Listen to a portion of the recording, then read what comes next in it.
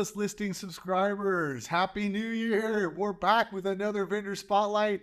For the new year, we're coming back with our good friends at Symbium. Leila Banijamali, how are you doing today? Good. How are you doing? Thanks. You said it right this time. Fantastic. I practiced. It only took 5 times. It only took 5 years. But I think I nailed it, No, it's always so great. You guys are always great and so courteous to come into our studio from San Francisco. And your CTO, Abhijit, yes, right? Yep, you said it right. Pacha? Yes. Right? Yeah. And so he was a really nice guy. He helped us out. He did a whole thing with us where we did the AI. AI. Right? We did AI, our first tech spotlight. It was really well received.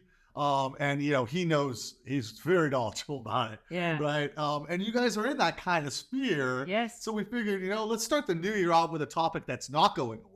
Right. Which is AI. And we got a few different things. We'll kind of go big style and kind of focus it in, right, to what we're doing. But with the whole AI world, it's in every industry. Yeah. You've had now, most people have had a little bit of time to read about it. And there's trepidation, right? And it's always really just, I think it's inherently in our nature just to not want change and to be kind of fear change, right? Yeah. And this is change. I mean, this is all of a sudden a brand new world where, AI is, answering questions or performing duties for us. Yeah, the applicational use. And we've seen this in other industries too, right? I mean, not just AI, but we've seen this across sectors, in financial services. We've seen it in online banking. We've seen it in transportation with Uber versus taxi drivers. And, so we've seen this across multiple, in the legal services with LegalZoom and a bunch of other services as well. I was a lawyer before I came into, working at Symbium and starting that with my co-founders out of Stanford AI Lab, 5 years ago now. And I could say, even at the time that I was practicing, there was so much disruption that had already happened, that I could see the writing on the wall that, things are changing. But people react to change differently. Yeah. And it's really, now that the data, it's always been there. It's been there for years. And that's kind of caught up where the average citizen, I guess, the average person out there now has access to these kind of, ChatGPT and Bard. But what is in your professional opinion? Yeah. What is the kind of expectation for AI? I mean, I think a lot of it is people want it to be able to help, right, with their everyday lives, but are a little bit still afraid, even if they see the potential use of it. Right. Yeah, I think people, are still trying to figure out, what's the best use of it. And I think that people are using, I use it a lot. I use ChatGPT to kind of get my sentences going. Let's say if I'm starting a difficult email, sure. But it's not great for every situation. And it still thinks that I went to law school at Stanford and I did not, So there's a lot of problems with these types of solutions. And, we have to be really careful about how we're employing them.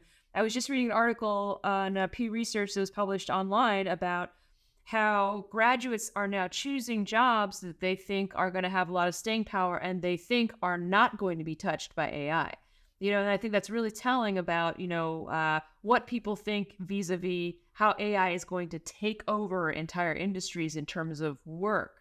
And to some extent that's true, but to some other extents, it's not, because it's not appropriate for, brain surgery and, regulatory compliance across the board. It's really good at certain things and not so much for others. So I think there's, it's yet to be determined. I mean, at the end of the day, it is based off data, right? Yes. I mean, it's only as good as the data it has. Exactly. And yes, we have the internet, but we all know you can't trust everything that's on the internet. And I saw just recently, legal cases where lawyers have been putting forth precedent that doesn't exist because they rely strictly off of AI. And AI, for all its applications, and it's got the potential, but we still have to verify the data, right? Right. That's exactly right. Especially for, the machine learning algorithms and, the natural language processing. I mean, all of that stuff is really only as good as what data existed before. And so there's other branches of AI like logic programming, which is what we employ, that are in fact 100% accurate and have future uses that are, that may take a little bit longer to set up, but they are 100% accurate and highly scalable. So, there is it takes me back the first time that we've been hearing about it for a long time, I think, especially through folks like Elon Musk and a bunch of other folks who are really taking this position that, AI is going to take over the world. It's going to be very dangerous and it could really turn on humanity. And I think that there's a really interesting argument there. If you really actually read about it, there's some really interesting arguments to be made about that. And, hence why there was this sort of need for Sam Altman to go in front of Congress and say, hey, we need to bring some regulations in here. The first time I had experienced anything like that, where I felt like, this could actually be a dangerous thing, was, when I heard about, or when I read about the accident that happened in Florida, this Tesla driver who was driving his Tesla, actually the car was driving itself, and unfortunately went under a 18-wheeler truck because the truck's color was the color of the sky, and the car thought that it was clear to cross into the other lane. So, this is the problem with these types of algorithms. They're really relying on past data, and if they don't have data that tells it that a truck can look like the sky, so be careful, when you're crossing over, then, those kinds of things could happen, and that's a real tragedy that is a big warning, I think. Yeah, in all this, like our industry, we're always worried about, the source of the data and because the accuracy of that data. And so that's a big, thing. It's like, okay, where are we importing this data? Because we can import from all these different sources. Yeah. But if the sources, if you don't know where it's coming from, right? That could be a big problem. Yeah. I know I used it for myself, and it was wrong about my house, which it thought I had a hot tub that was years ago. We took it out. So it just shows, but that's kind of catching up, I think. Yeah. And I think it's interesting you said that, because I think people are going to be using these types of technologies. And, these technologies came out of the study of humans and what it is that we want to optimize our living. Right. And our working. And so one of those things was, Google really shifted things for everyone. Now they have this access to organized data and links and documents by way of a search engine. Well, now what ChatGPT, for example, does, or BART, or whatever people are using, is it organizes that data and it delivers it in the form of answers, not just links and documents. Right. And so I think that that's really, really a big deal. But in that change, there's a lot of people who are also scared about what this implies for their jobs. And I'll tell you an example that we experienced at Symbium, when we first started the company and we were selling our software to, we're partnering with planning departments to help incorporate their ADU regulations, which is still one of the largest ways that real estate agents use Symbium, is to understand and visualize whether an ADU is possible on a property, right, and next steps to get one built. And now we're really transitioning more now into the permitting space. But at the time when we were really pushing that ADU functionality, we would demo this to planning departments across mostly Northern California. And I remember sitting in these offices for the first time, and, the planning directors and, the planning staff were in front of us, and we'd show them Symbium, and they said, wow, that's really cool. So you can draw an ADU on that parcel and you can move it around and it'll tell you what's possible. Yeah, exactly. And, well, how much does it cost? And we tell them how much it costs. Wow. They would say, that's so great. We love it. It's so affordable. We love it. Great. So you want it? Oh, well, hold on a second. Right. That's where that kind of fear comes into play. It's fear of all of a sudden, am I really, want to make that change? Because that's going to affect me. And what does it mean for my job? Is this thing going to now take over my job so that people don't need to come to the counter? They can just go to Symbium. Yeah. And that's not the case. Yeah, it's not the case. And we've always said, what if, I think as we always looked at it in terms of our industry, is what if, this could take care of all that mundane grunt work, right? The disclosures and everything else. Yeah. And let agents, in our industry, focus on the really important stuff, like establishing relationships, selling the homes, and not spending, a lot of time on the stuff where maybe the AI is perfect for. It was just automation and streamlining, kind of like what you guys do. That's exactly right. And I think, one way to think about it too is, okay, so what happened in that moment? So we really learned very quickly that we need to talk about this in a very different way if the goal is to partner with cities. Right. And so the very first opportunity we had at the next pitch, we said, hey, we've created something that will help your job become more important. It will make it easier for you to deliver X, right? So you don't want to be standing at the counter answering, what form do I have to fill? How much does it cost? All of these questions from the public. Yeah. Instead, you can point them to service. It'll get them so far. And then once they get so far, in the case of the real estate industry, it might be, finding the home on Zillow or whatever people are looking at. But that's not where the majority of the risk lies. The majority of the risk lies in, at the time that you're submitting the contract and doing the diligence and all of that stuff. So, it's the same in our industry too, as we start talking about it that way. And the result is, because we're on the other side of that now. And there's lots and lots of cities in California that we've partnered with.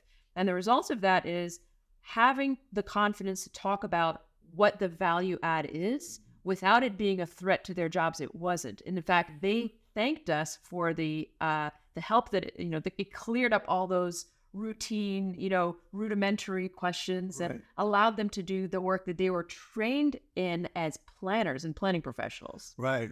And I guess we should give a little background. So, you guys obviously started off, and if you don't know the Symbium story, we've got about 6 vendor spotlights we've done, right? And what is the Symbium story? The Symbium story, I discovered you guys. Now. You did discover it. Yeah. That's my claim to fame. Our first MLS partnership, yeah. It's been fantastic. But you guys streamlined the whole ADU process, right? It allowed consumers to really visualize it.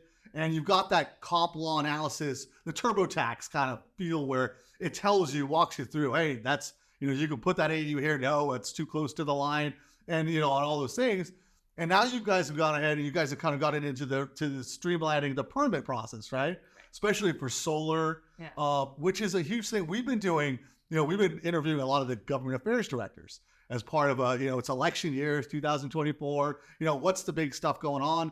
And everyone, no matter where we went, it was said electric mandates, the decarbonization. Oh, yeah, big deal. That's the big deal. And the state has, mandated. And so the state said, for those of you who don't know, this happened, 2022. And they said, I think, I don't like to throw out SB bills, but SB 397, right, said, hey, every jurisdiction has to have an online 379, I think. 379, thank you, 379. What, you haven't memorized all your Senate bills? I tell you, that's what those government affairs directors are for. But yeah, I said, hey, they've got to have an online permit applications kind of application for you to do. And they got till what?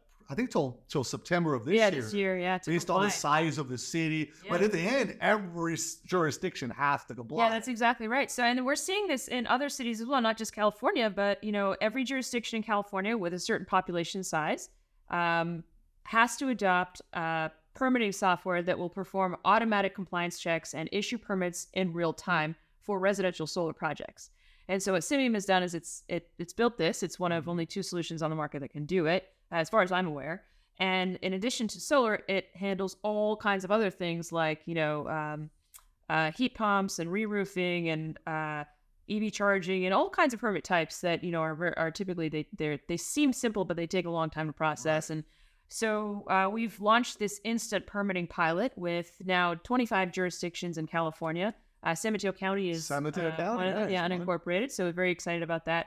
But, the result is that these projects have become accelerated. So solar panel installations, thanks to Symbium, have become accelerated, and they're on the houses much faster than they would be if they went through this traditional permitting process, which takes weeks and sometimes months. Yeah. I mean, we all know working with the bureaucracy and trying to get, if you ever try to get a permit, and stuff done like that, the bureaucracy, it's a lot, right? And plus it's always changing. And you guys kind of take away that mystery work. I mean, I kind of messed around with the app, you guys on there, and, a contractor can go in there, a homeowner, and basically have a plan, let's say, to put in solar right on the rooftop. And it's going to go in there. And if part of that plan is not in compliance with state regulations, it won't even let you submit it won't let you submit it. So you got to change it first, right? Right, exactly. So the beauty about this is, think about sort of like the TurboTax experience is as you're typing your information, TurboTax will automatically check the regulations and deliver for you a compliant a tax return that, beautifully outlines what your tax obligations are, and then it submits it on your behalf. Well, Symbium does the same thing in the permitting world with building permits and building codes. So as someone is typing in the scope of their project, in this case, let's say solar panel installation, or energy storage, batteries, or anything like that, Symbium will automatically, list all of the applicable regulations, and then it'll check off the ones that are compliant, and it'll submit your application to return a permit that's approved within seconds. So that's amazing. It's pretty awesome. Yeah. And you can even schedule inspections, and I mean, it's a full comprehensive tool, really. Exactly. Yeah. Which is amazing to me. I was blown away. You guys always have something on the horizon. Yeah. But and I shouldn't be shocked because, like I said, we interviewed with Abjit and about the whole AI, and I said, man, he's forgotten more about AI than I'll ever know. But really cool stuff. And I guess that leads me to, that's this whole conversation of AI. Yeah. It's about getting comfortable. You see the potential right there. Right. I mean, and I guess the whole thing is citizen to government transactions. Exactly. Right? That's exactly right. Yeah. And that is not an ideal, at least not, up to this point, most people are not going to have a positive retelling of their interaction with the government, sure, no matter what it was. Yeah. Right? I mean, part of the problem is like people don't know what they're allowed to do, what they're required to do. And, they're really relying on some professional or maybe someone at the counter to tell them. And, if you talk to, let's say, planner A at the counter, you might get a different response than planner B. And this happens all the time. Right. And so what is happening in the industry generally, not just in our industry, but in all industries, is we're starting to see that consumers, individuals, regular folks just want to have access to better data, better information, and they want to be put in a position to make their own decisions. Yes. And I think that this is what these technologies are really enabling. Yeah, that information put in the hands of the consumer, right, allowing them to make real-time decisions. Right. Right. I mean, that's what they want. Yeah. And I think that's a big next step in accepting all this technology, is when they actually see it in an application and say, wow, I was able to just get a permit in, 12 hours, as opposed to when I tried to do this a year ago and it took me, 3 weeks. But again, there's, also an opportunity with these sort of like retelling of our professional stories as well, because now with, let's say, for example, ChatGPT, again, it thinks that I went to Stanford for law school. I didn't go to Stanford for law school. I went somewhere else for law school, but I went to Stanford for my fellowship. And, so it can take me only so far. And if I'm using that as a professional, one thing, in response to someone says, well, why don't I just use ChatGPT to, I don't know, whatever X, but, help me buy a house or whatever. Well, it'll only take you so far. I mean, even that's not a great example, because that'll be a failure for sure.